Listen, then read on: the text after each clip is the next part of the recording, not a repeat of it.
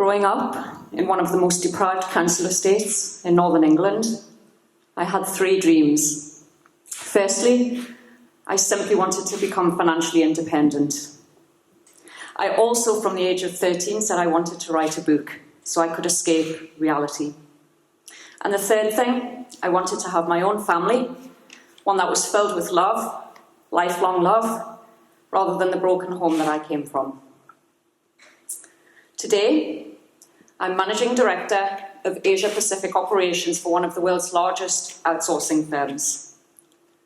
I'm also the author of 7 books, 3 which are #1 bestsellers, contemporary poetry, and my latest book, published by the beautiful Karen McDermott, who is my guardian angel, is a coming-of-age story called The Pinstripe Prisoner that shines a spotlight on incarceration, mental health, and prison reform. Life can throw you curveballs, and they can really knock you off guard. And the impact of some of those things can really hurt.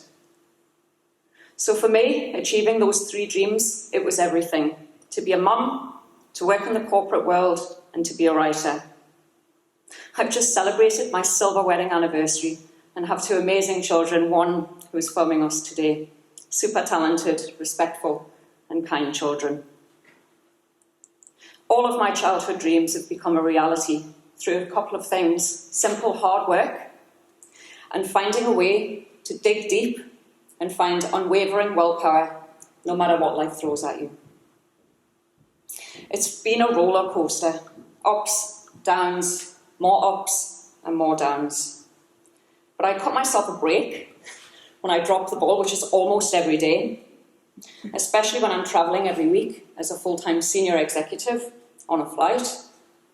And yet I still allow myself the creative passion and the time and the space to allow my writing to thrive.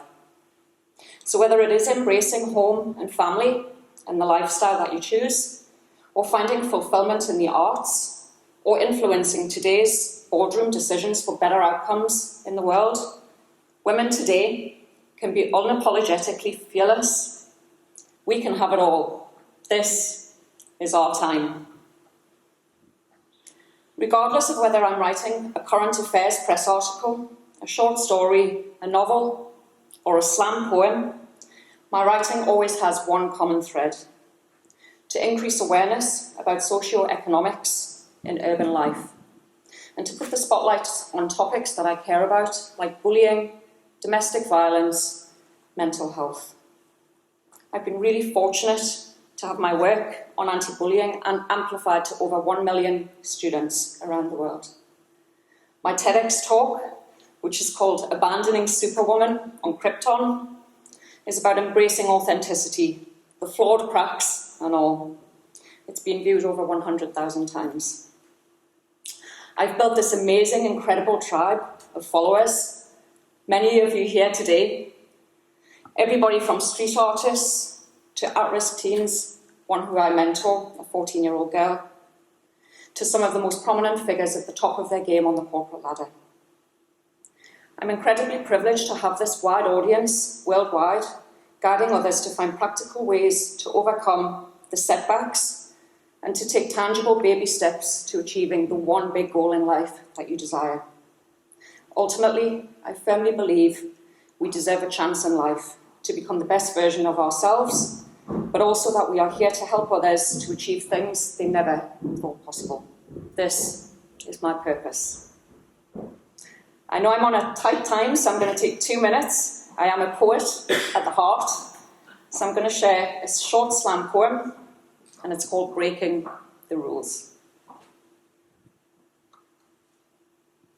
I broke every rule when I graduated school. At 16, with certificates filled with GCSEs, grade A, but still no university degree.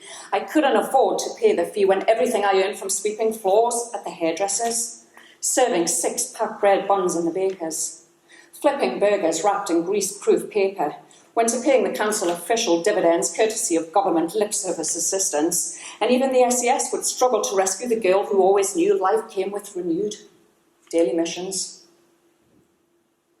I broke every rule when I became a mule, smuggling my underage innocence beneath feigned self-confidence, onto the bus to London down a one-way street travelling from Newcastle on a ticket bought without parental guidance.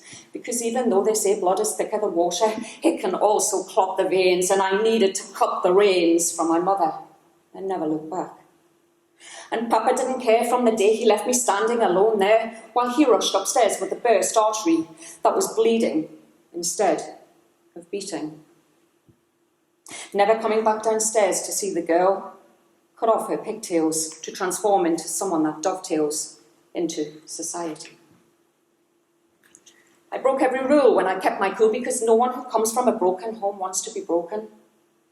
So I survived alone in the big smoke with a few pounds tucked in my coat pocket to pocket rocket, spending the rest on night school to show the world that I was no fool. And even though the Queen's English evaded thee and privilege passed over me, I was damn smart, playing the part, refining my art, giving myself a kick start, following premeditated flow chart, into a job, answering the phone, faxing memo, trying to erase the memories of neglected younger years and all the deeply rooted fears that I was never going to be good enough, and imposter syndrome would forever be my only companion.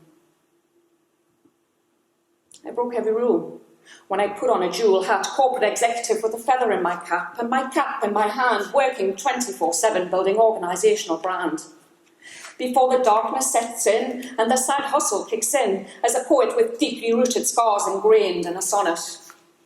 Sharing truth, overflowing with what's real, helping to heal this soul that was broken, was put back together on an open mic. Sharing every crack in this spotlight.